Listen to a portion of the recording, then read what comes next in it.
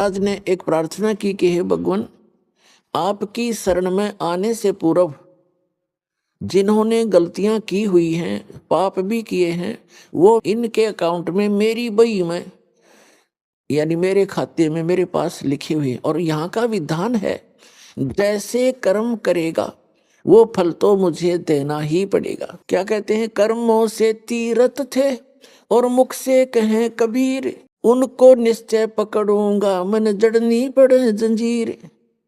कि जो आपका नाम ले रहे हैं अब तो, लेकिन पहले जो उन्होंने जैसे कर्म कर रखे हैं उसके आधार से तो दाता मन उनको पकड़ना पड़ेगा और उनको यथावत सजा देनी पड़ेगी, जंजीर से बांधना पड़ेगा। तब परमात्मा ने कहा कबीर साहब ने, कर्म भरम ब्रह्मंड के मैं पल में करहूं ने से, जिन हमारी दुहाई दी सो करो हमारे पेसे। तेरे इस ब्रह्मांड के कर्म तुमने इनको ऐसे विवश कर रखा है, इनको इतना मिसगाइड करके तुमने ये पाप करवा रहे हो इनसे, तो इनके सभी पूर्व के जो पाप हैं उन सब को मैं क्रॉस कर दूंगा, उनको कैंसिल कर दूंगा, नाश कर दूंगा।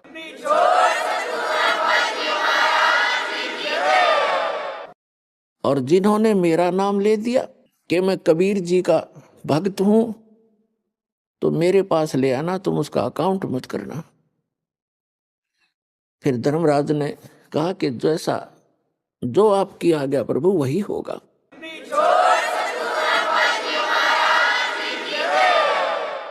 तो पुण्यात्माओं, ऐसे बहुत से प्रमाण हैं। एक भक्त कह रहा था कि मैं रात्रि में सो रहा था और दो ऐसी बुरी बुरी शक्ल के आए और मुझे पकड़ कर ले चले, कहा चलो।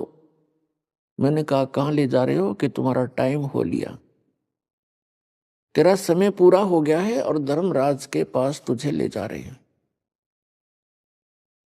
वो कहने लग गया कि जब हम उस धर्मराज के दरबार के आसपास पहुंचा तो मुझे याद आई वो बातें कि हम तो परमेश्वर कबीर जी के भक्त हैं और हमें सत्संग में सुनाया गया है कि परमात्मा ने ये कहा है कि धर्मराज, कहते हैं सतगुरु शरण आके, कबीर साहब की शरण आने के बाद धर्मराज डर कैसा, और किधर बात छोड़ो। तो कहते हैं वो बात याद आई मेरे। मैंने उनसे कहा भाई तुम्हारे गलती लगी है, हम कबीर साहब के भक्त हैं और आप यम के दूत हो। हाँ, हम यम के दूत हैं, तो आप हमें नहीं ले जा सकते। वो कहने लगे चल चल तू फालतू बात ना कर, नहीं तुझे गढ़ देंगे। तो बोला वो तो गढ़े पाछे, पहले मन ने गुट मारा उनके और हमारी लड़ाई हुई खूब। वो मन ने कुटे और मैं उनने कुटूं, काफी देर होगी। फिर उनमें से एक ने कहा कि भाई कम से कम पता तो कराओ, जब इतना कॉन्फिडेंस से ये कह रहा है आप, मैं इसको यहीं लिए खड़ा हूं और आप अंदर जाके वेरीफाई करो। तो धर्मराज के दरबार में कहता मैंने नो की नो वार्ता सुने उनकी, और उसने कहा जी ये कैसे ऐसे कह रहा, जिसने आपको आपने आदेश दिया लाने का, वो न्यू कहे कि भाई मैं कबीर साहब का भक्त हूं और तुम मुझे पकड़ नहीं सकते, तुम्हारी कोई औकात नहीं है। तब धर्मराज ने देखा, रहा तुम किसने ले आए? इस नाम का एक और आदमी है, उसको लाओ और बाबा इसने मत छेड़ो, मन ने भी मरवाओगे तुम, छोड़ दो इसको।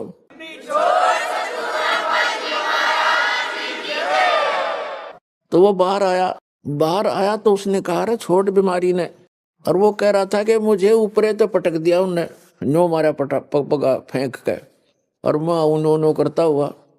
और जब शरीर के अंदर वापस में प्रवेश हुआ, बाहर निकला, जो मेरा शरीर पड़ा मुझे दिखाई दिया, वापस आया तब उसमें प्रवेश होता दिखा। फिर थोड़ी सी देर के बाद मेरी आंखें खुली, सारा शरीर पसीना पसीना, हाथ पैर कोई काम नहीं कर रहे, 5 मिनट तो वो गति नहीं कर सके। तो मेरे पक्का विश्वास हो गया कि आज मेरी टिकट कट गई थी, जब परमात्मा की शरण में नहीं होता। तो पुण्यात्मा, कबीर साहब की आंखों देखी लीला परमेश्वर की उस प्यारी आत्मा गरीबदास जी ने जो वर्णन किया, ये आपके समक्ष प्रमाणित हुआ। धर्मराय दरबार में देई कबीर तलाक, मेरे भूले चूके हंस को तुम पकड़ियो मत कजाक। बोले पुरुष कबीर से धर्मराय कर जोड़, तुमरे हंस को पकड़ो ने मेरी मन 2 ही लाख करो। फिर उसने एक प्रश्न किया कि कर्मों से रत थे और अब है शरण कबीर, वह को निश्चय पकड़ना पड़े, मोह जड़नी पड़े जंजीर। तब परमात्मा ने कहा तेरे कर्म भ्रम ब्रह्मंड के ये पल में कर हूं नेस, सबको नष्ट कर दूंगा पूर्व जन्म के जितने भी पाप हैं, और जिन हमारी दुहाई दी सो करो हमारे पेश। तो ये आपके रूबरू समक्ष हुआ। और फिर कहा है शिव मंडल ब्रह्मापुरी चाहे विष्णु लोक में हो, अमरे गुण भूल नहीं तो आने छुटाऊं तो। कहां तक का आपका गारंटी लेते हैं भगवान कि जैसे आप जी सत साधना कर रहे हो, प्रथम मंत्र जो आपको दिया जाता है इन सभी यहाँ के देवताओं का है। देखो पुण्यात्माओं, जब तक हम कंप्लीट स्पिरिचुअल नॉलेज से परिचित नहीं होते, पूर्ण अध्यात्म ज्ञान से, तो हम ऐसे ही लड़ते झगड़ते रहते हैं। कोई ब्रह्मा जी को बड़ा छोटा बताता है, कोई विष्णु जी को बड़ा बताता है। शिव का पुजारी कहता है शिव सबसे श्रेष्ठ है, ये सर्वशक्तिमान है। तो ये बालकों वाली लड़ाई है, बच्चों वाली अज्ञानता की, अबोधता की। फिर कुछ ऐसे कहते हैं तुम बात करते हो सतलोक और सतपुरुष की, और साधना करते हो इन ब्रह्मा विष्णु महेश वाले मंत्रों की, तो ये भी बालकपन है। देखो हम चाहे प्रधानमंत्री के हम साथी हैं, मित्र हैं मान लीजिए, और हम रह रहे हैं उस देश में, तो उस प्रधानमंत्री के सभी बच्चे, सभी मंत्री, मुख्यमंत्री और नीचे के जितने प्रशासनिक अधिकारी या कर्मचारी, ये सब उसके ही अंश हैं, उसके अंश हैं, और उनका हमने सत्कार करना है।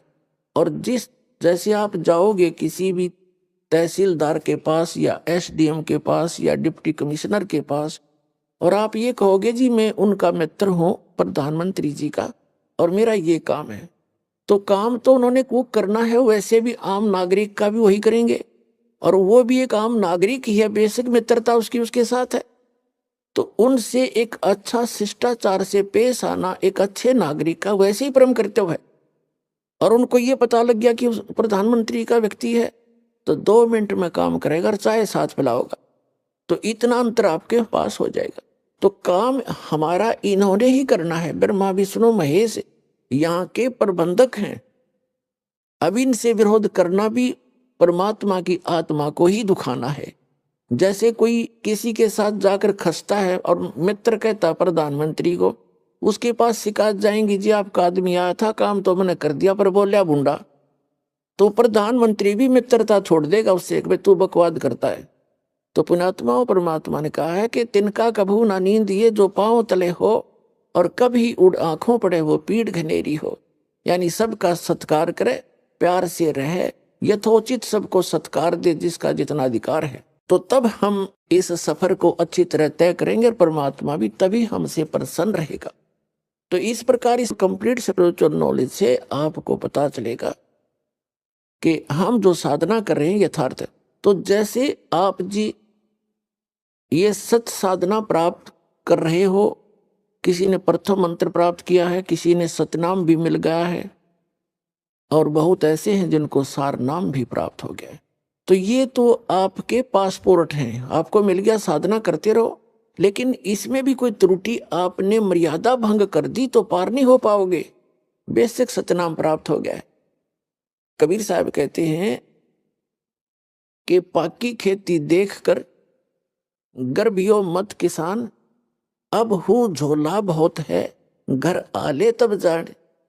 कहते हैं किसान, खेत में आपके खेती परिपक्व होगी है और सुंदर अच्छे ढंग से परिपक्व हो चुकी है, अभिमान मत करना। अभी ना जाने आंधी तूफान वर्षा ओले, बहुत से झंझट शेष हैं, कब गड़बड़ हो जा तेरे घर पर आले तब खुशी मनाना। नानक साहब जी भी कहते हैं कि ना जाने काल की कर डारे, किस विध ढल जा पास आवे, और जिनाते सरते मौत खुड़क दी उन्होंने केड़ा हास आवे। तो यहाँ ना जाने कब और क्या गलती बन जावे, सावधानी बहुत बरतनी पड़ेगी। जैसे माता गर्भ को रखे यत्न बना, और ठेस लगे तो छन हुए तेरी ऐसे भक्ति जा। जैसे किसी बहन को, किसी माई को, बेटी को गर्भ रहता है तो उसको ही पता है उस लाल को उस गर्भ रूपी लाल को कैसे सुरक्षित रखना है। वो चलते समय भी बहुत ध्यान करती है, कहीं ऊंचे नीचे पर पैर ना टिक जा और झटका लग के मेरा लाल खराब हो जा। बेटा हो चाहे बेटी, गर्भ में जो गर्भ है उसका मूल उद्देश्य उसको सफल बनाना होता है। रात्रि में सोते समय भी, करवट लेते समय भी वो एकदम चमक के उठती है, कहीं बालक पर दाब तो नहीं लग गई, दिक्कत तो नहीं आ जाएगी। तो इस प्रकार परमात्मा कहते हैं इस सतभक्ति रूपी लाल को, इस गर्भ को ऐसे संभाल के रखना जैसे माता गर्भ को रखे यतन बनाए, और ठेस लगे तो अक्सीन होए, तुम्हारी ऐसे भक्ति नसाए। तो आप जी ने ये सावधानी बरत ली है। अब चारों युगों में ये समय है कलयुग का, जिसमें मोक्ष मार्ग खुलता है और कंप्लीट स्पिरिचुअल नॉलेज बताया जाता है उस परमात्मा की आज्ञा से। पूर्ण रूप से सारी विधि सुचारू रूप से आपको सब साधनाएं प्रदान की जाएंगी। अब से पहले कुछ महापुरुषों को परमात्मा ने ये कंप्लीट कोर्स दिया था और उनसे प्रतिज्ञा दिला दी थी कि आगे इस ज्ञान को भी और इस सतनाम को और सारनाम को अब सार्वजनिक नहीं करना। धर्मदास मेरी लाख दुहाई, ये मूल ज्ञान कहीं बाहर ना जाए। मूल ज्ञान बाहर जो पढ़ी या बिचली पीढ़ी हंस नहीं तरी, ये बिचली पीढ़ी आप हो। अब प्रथम चरण कलयुग का परमात्मा आए थे, सारा ज्ञान बता के सुरक्षित करके दर गए और गवाह बना के कि मैं कबीर इज गॉड, जो आपको अभी बताया था। आदरणीय धर्मदास साहिब जी, आदरणीय मलुकदास साहिब जी, आदरणीय नानक साहिब जी, आदरणीय दादू साहिब जी, आदरणीय गरीबदास साहिब जी गांव छुटानी जिला ददर हरियाणा वाले, आदरणीय घीसा दास साहिब जी गांव खेखड़ा जिला मेरठ उत्तर प्रदेश वाले, ये गवाह बना के परमात्मा इनको कि आने वाले समय में मेरे बच्चों को मेरा परिचय करावेंगे। और उन्होंने एफिडेविट बना दिए उन महापुरुषों ने अपनी अमृतवाणी में कि धानक रूप रहा करतार, हम सुल्तानी नानक तारे, दादू को उपदेश दिया जात दुलाहा भेद नहीं पाया, काशी माए कबीर हुआ। गरीबदास जी ने कहा अनंत कोट ब्रह्मांड का एक रति नहीं बार, और सतगुरु पुरुष कबीर है ये कुल के सिरजनार। जिन मुझको नित नाम दिया सोए सतगुरु हमार, दादू दूसरा कोई नहीं ये कबीर सिरजनार। तो ये गवाही देकर चले गए वो महापुरुष कि काशी वाला धानक जिसको तुम जुलाहा कह करके, ये कवि कह करके उसकी फाइल को बंद करके बैठे हो, बच्चों फिर खोलो इसको, ये तो लाल है, तुम कौड़ी समझ बैठे और कौड़ियों को तुमने लाल मान रखा है। अब इस लाल को ग्रहण करो।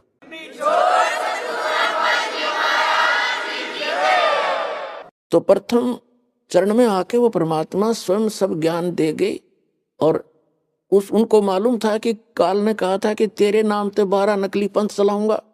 फिर उसको दोबारा रिवाइज कर दिया उसी ज्ञान को आदरणीय गरीबदास साहिब जी के माध्यम से।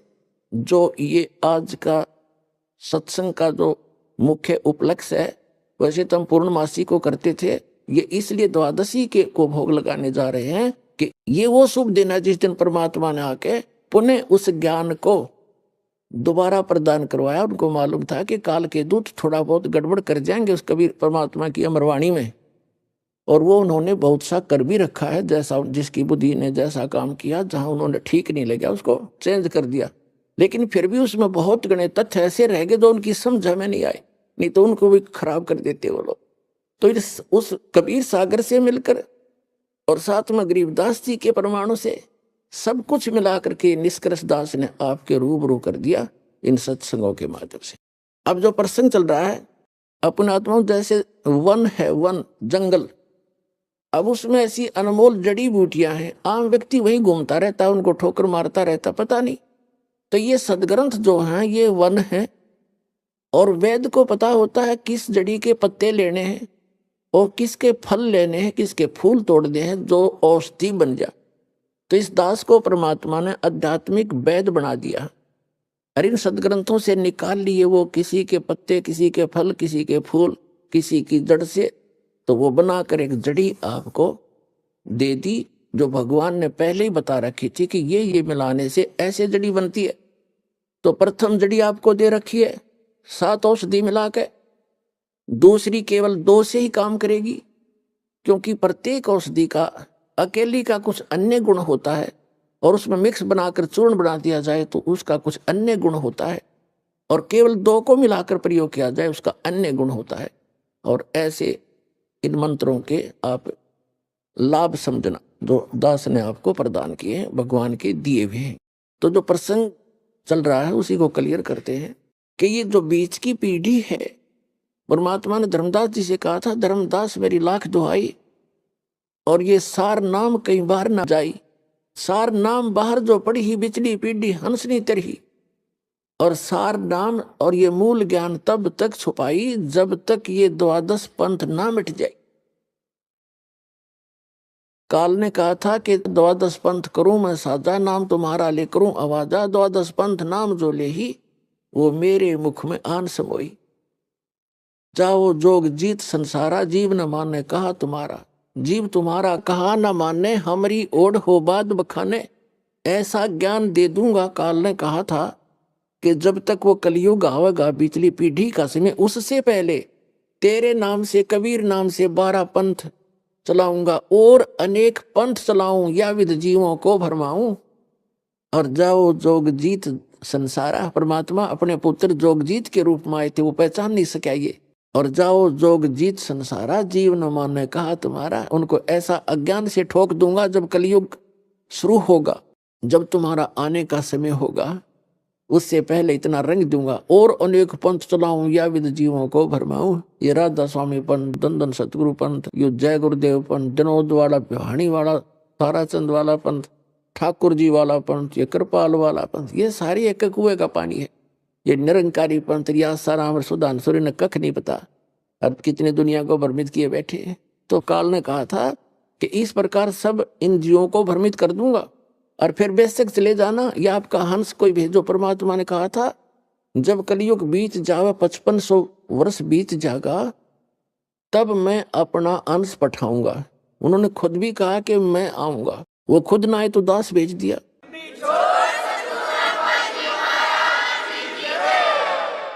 फिर परमात्मा ने कहा कि जब कलयुग 5500 वर्ष बीत जाएगा, उस समय पूरी पृथ्वी, मेरे बच्चे पृथ्वी के ऊपर जितने भी प्राणी हैं, सभी इस सतनाम को प्राप्त करके मोक्ष प्राप्ति करेंगे, कंप्लीट कोर्स प्राप्त करके।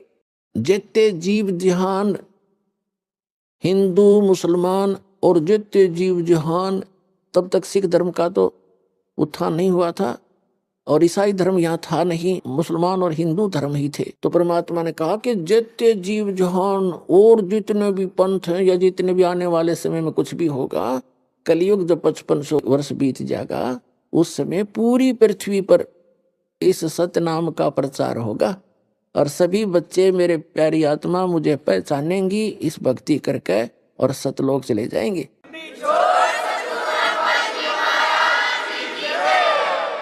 अपना आत्माओं, आपके घर में जो भी संतान अब आवेगी, वो एक विशेष परमात्मा की प्यारी आत्मा होंगी और पूर्व जन्म की उनकी भक्ति बहुत अधिक होगी।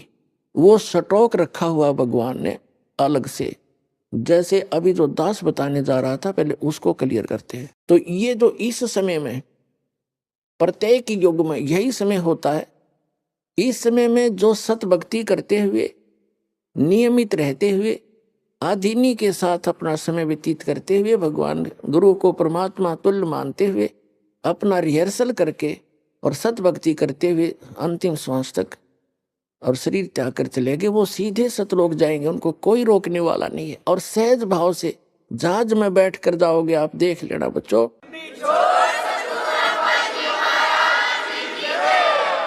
ये कोई डूम बाट के गीत नहीं है, या कोई मांगने खाने वाले ने बात ज्ञान नहीं किया जिसको आधार बना के कुछ न रोजी रोटी अपनी सलाई हो, नहीं। ये गरीबदास साहिब जी द्वारा बोले गए वचन है, गॉड गिवन है, कबीर गॉड गिवन है।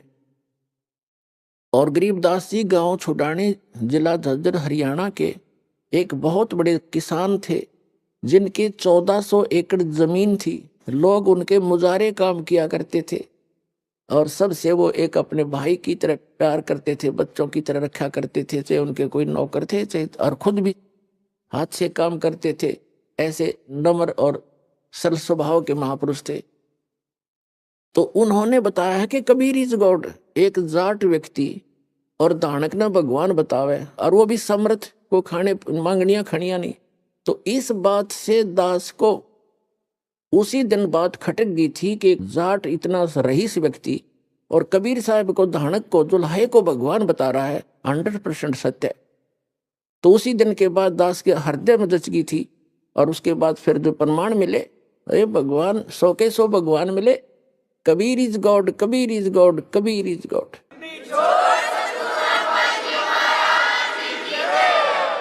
तो यही वो समय है चारों युगों का। इसमें जो पार हो गए वो तो गए जहाज में बैठ के, और अवश्य जाएंगे। ये कोई किसी आम व्यक्ति की बताई बातें नहीं है। और ये ज्ञान और ये भगवान आज तक सुना ना, कानों भी छींट भी नहीं लगी थी हमारे।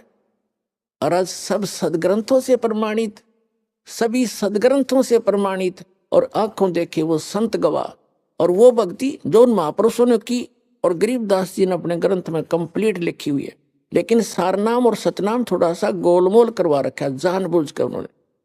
बाकी प्रथम जो मंत्र है जो आपको दिया जाता है, गरीबदास जी के ग्रंथ में कंप्लीट लिखा, एज इट इज लिखा है। और गरीबदास वाले उससे कति परिचित नहीं, एंड बैंड नाम देते हैं। तो कहते हैं ये को बालकों का लेख थोड़ा ही है। इन चारों वेदों से भी गूढ़ रहस्य है इन गरीबदास जी के ग्रंथ में, और कबीर परमेश्वर जी की वाणी में, या नानक साहिब जी की वाणी में, अन्य महापुरुषों की जो उनसे परिचित है उनकी वाणी बहुत गूढ़ रहस्य है, कोड वर्ड हैं। अभी तक कोड वर्ड ही बोलने थे।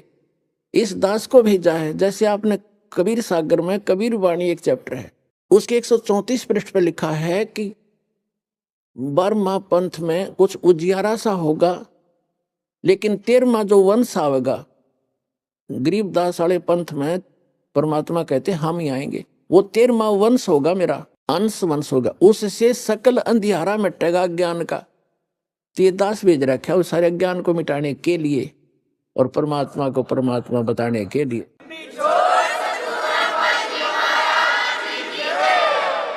तो जो प्रसंग चल रहा है कि इस समय में जो पार हो गए, झंझट मिट गया सदा का। ये तो ये समझ लो आपको कैद से छुटवाना है, जेल से।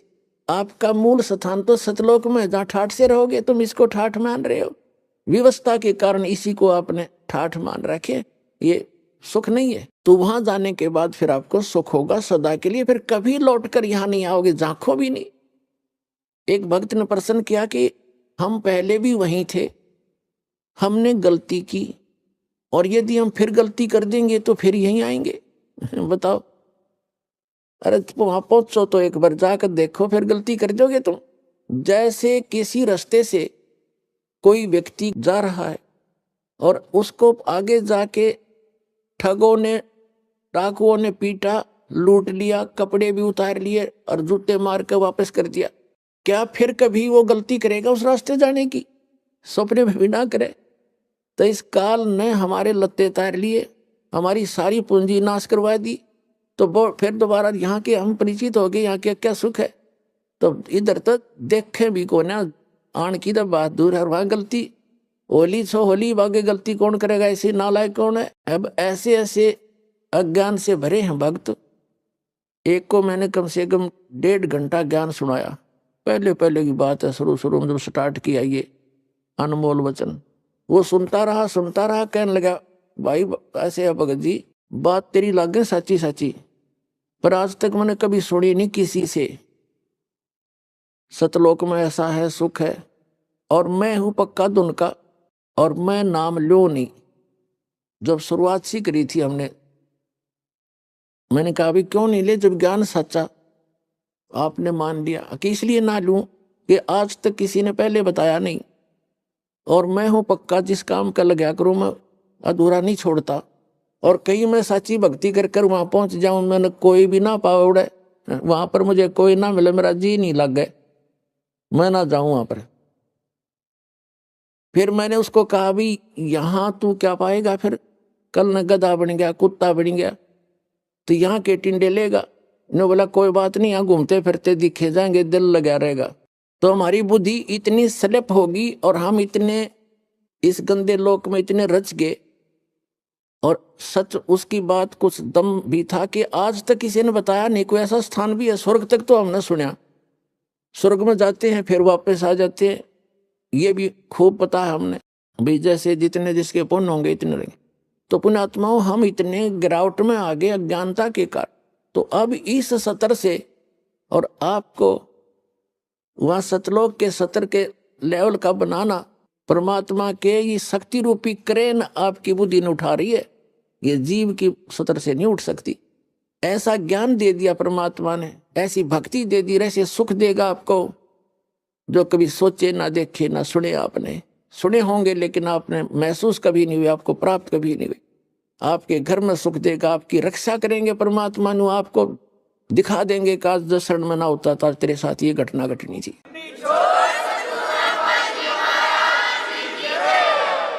तो फिर अपने आप मान लेंगे कबीर इज गॉड। कबीर तो गॉड है ही है, लेकिन गॉड को गॉड ही सिद्ध करने के लिए दास ने इतनी मेहनत और प्रयत्न, इतने प्रमाण दिखाने पड़ते हैं। तो प्रसंग है ये कि इस समय में जो पार होगे, हजारों वर्ष चलेगा ये ज्ञान, पूरी पृथ्वी पर होगा और सभी ये बकवाद छोड़ देंगे। मांस खाना, शराब पीना, तंबाकू प्रयोग करना, चोरी जारी ठगी बकवाद हेरा फेरी, सारा दिन कर्म फोड़े और किसके लिए? 2 रोटी के लिए। और धन जोड़े, बैंक बैलेंस बनावे और कल मृत्यु हो जा, फिर कहाँ जाओगे? गधे बनकर धक्के खाओगे। तो ये ज्ञान होगा, ज्ञान होगा तब भय बनेगा, और भय बिन भक्ति बनती नहीं। तो जैसे फिर क्या होगा? जो व्यक्ति पार होगे होगे, और जो बीच में स्लिप कर गए वो नहीं पार हो पाए। लेकिन गुरुद्रोही नहीं बने। गुरुद्रोही जो बनेगा उसको भगवान साथ नहीं देगा। सतगुरु से, वैसे तो गुरु से विमुख होगे तो भी हानि घनी होगी, और गुरुद्रोही की को तो परमात्मा कहते हैं असंग जन्म तक फिर मनुष्य जीवन ही नहीं मिलेगा। अब गुरु विमुखा, गुरु जी से विमुख जो होगे, विमुख का अर्थ होता है साधना को छोड़कर, और तो साधना करे नहीं सकता आदमी जो इस ज्ञान को समझ लेगा। वो भक्ति यहां से चलेगा, भक्ति नहीं कर सकता, और अब बकवादों में लग जाए। दूसरी बात, इससे क्या होता है कि कुछ दिनों में आपको इतना सुख देगा ये परमात्मा, आप पुराने दुखों को भी भूल जाओगे। और जब ज्यादा सुख हो जाता है तो आदमी भगवान से विमुख अवश्य होता है। तो ये सावधानी बरतनी है कबीर साहब इसके। अब परमात्मा आपको क्या करेंगे? आपको थोड़ा बहुत कष्ट बनाए रखेंगे ताकि आपको पुराने दुख भी याद आएगा। ऐसा दुख नहीं देंगे जो आपको घनी हानि कर जा, पर थोड़ा बहुत आपके हृदय में ये बना रहेगा कि ये थोड़ा बहुत, ज्यादा नहीं होने देंगे। किस लिए करेंगे? कबीर साहब कहते हैं, कबीर सुख के माथे पत्थर पड़ो, जिस ते नाम हृदय ते जावे, और बलिहारी उस दुख के जो पन पल नाम रटावे। परमात्मा ने कहा भगवान इसे सुख का आग लगे जो आपसे दूर करे, और ऐसा दुख हमें दिए रखना मेरे दाता जिससे आपकी याद बनी रहे। इतना कष्ट आपको अवश्य देगा। ये एक परमात्मा का फार्मूला है, नहीं तो आप भूल जाओगे भगवान को। ये आपके लिए वरदान बना रहेगा, ये सत्कर मानना। किसी भी प्रकार का देवों से सारे शरीर में थोड़ा बहुत रखे ठूठा, बाकी हानि नहीं होने देगा, आपकी भक्ति सुचारू करवाओगा।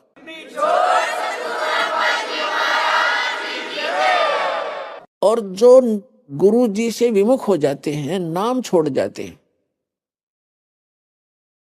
आप जैसे आप नाम से जुड़े हुए हैं, कोई गलती भी करोगे आपने ऐसा झटका देगा परमात्मा, आप कांप जाओगे, दोबारा उस गलती को करो नहीं, गिर आकर माफी मांगोगे, दोबारा उपदेश लोगे, कनेक्शन जुड़वाओगे। और जो क्या करते हैं, जैसे 2-3 बार नाम खंड कर दिया और फिर जानबूझ के भी कर, मजबूरी में हो जा, अज्ञानता से हो जाता है, उसका विकल्प है दोबारा दीक्षा ले लीजिए, आपका कनेक्शन कट गया, दोबारा जुड़वा लीजिए, अपना अक्षमा याचना करें 100 बार। और जानबूझ कर गलती करोगे फिर आप विमुख होगे भगवान से। आप बेशक गुरुद्रोही नहीं हुए तो धीरे धीरे क्या होगा, आपका कनेक्शन कट गया। कनेक्शन कटने से उससे पहले जो आपने भक्ति साधना की भगवान की, ये सत्य साधना जो आपको दे रहे, इससे आपके बहुत गने भक्ति पुण्य इकट्ठे हो गए, और आपने नाम भी त्याग दिया, यहां आना भी बंद कर दिया, और घर पे भी आप रहने लगे। कभी मंत्र करोगे, कुछ दिन तो करोगे लगातार, लेकिन फिर काल नहीं करने देगा और बकवादों में बढ़ जाओगे, और फिर भी आप सुखी होगे। क्यों होगे सुखी? क्योंकि आपने जितनी बैटरी चार्ज कर ली 1 वर्ष 2 वर्ष 4 वर्ष यहाँ रह करके इस सत भक्ति से, तो वो तो आपके साथ है। लेकिन भविष्य में आपका चार्जर ठीक नहीं रहा तो एक दिन वो पिछले पुण्य समाप्त होंगे और कैर फिर शुरू होंगे। अब जैसे कई भक्त अब तो खैर नहीं जाएंगे, अब तो ज्ञान हो गया, बुद्धिमान हो गए। शुरू में हमारे साथ बड़ी समस्याएं रही। कोई शुरू में आए, उनको इतना सुख दिया, 1-2 वर्ष रहे, फिर छोड़ छाट गए। कोई लोक इलाज में आके, कोई वैसे बकवादों में। तो वो क्या कहा करते कि हमने नाम भी छोड़ दिया, हम तो फिर भी सुखी हैं, क्या रखा है उसमें। अब उनकी ऐसी ब्रांड मैटी हो रही है, दुर्गति, अब दोबारा आने लग रहे हैं, वह पूंजी खत्म होगी। तो कहने का भाव ये है कि जैसे वो ये कहते हैं कि हमें कोई दुख नहीं अब, और तुम भक्ति कर रहे हो तो भी तो आप महसूस करोगे कि इसने नाम भी छोड़ दिया। और यूं कह मुझे कोई दुख नहीं, सारे ठाठ से दिखे इसके। और आप फिर भी ये कहते हो कि मुझे थोड़ी बहुत कोई शरीर में गड़बड़ सी है या कोई और छोटी मोटी लॉस। और वो छोटा मोटा जो लॉस होगा पुण्यात्मा हो, लाखों का हजारों में टालेगा भगवान आपका, आपने वो भी गणा दिखेगा फिर बिना ज्ञान के। तो उसके लिए एक प्रमाण है, जैसे कोई बच्चा विद्यालय में पढ़ रहा है और वो ठीक से पढ़ाई करके नहीं आता है तो अध्यापक उसको खुरकाता है, धमकाता है, एक आधा थप्पड़ भी लगा देता है, और उसको उसके भविष्य को उज्जवल बनाने के लिए, उसको ठीक लाइन पर रखने के लिए। और एक बच्चा विद्यालय त्याग गया और वो सारा दिन गधा पर बारी लेता फिर, घूमता फिर, गधों की सवारी कर रहा है, कभी वृक्षों पर चढ़ रहा है, बनी में घूम रहा है। तो उस बच्चे ने, वो बच्चा क्या कहता है कि अब मुझे अध्यापक कुछ नहीं कहता, देखो मैं तो ठाठ से मन मर्जी कर रहा हूं। तो वो उस टीचर के क्राइटेरिया से बाहर हो गया, वो उसका नाम कट गया, वो अपने कर्म फोड़ रहा है। और जो बच्चा विद्यालय में पढ़ रहा है वो उसको इसलिए खुरकाया धमकाया जाता है कि उसका भविष्य बन जाए, और वो सफल होगा। वो फिर आगे चल के जो नाम त्याग गया, नाम जिसका कट गया यानी विद्यालय से, आगे चल के वो मजदूरी करेगा और वो एक अच्छा अफसर बन के या कोई अच्छा करके सुख पाएगा। तो इस प्रकार जो परमात्मा के ट्रीटमेंट में है, आप स्टूडेंट रहोगे जब तक परमात्मा के, आपको गलती करोगे झटके भी देगा, छोटा मोटा आपको खुरकावे धमकावेगा किसी भी कारण से, आपको सुचारू रखने के लिए। और जो चले गए नाम कटवा के, उनको आगे पता लगेगा वो किसी बैरिस्टर बनेंगे। अब जैसे ये दास जूनियर इंजीनियर सिविल की सर्विस किया करता था हरियाणा गवर्नमेंट में। उस समय हमारा भी एक नहर का काम चल रहा था, एक रोड का काम चल रहा था साथ।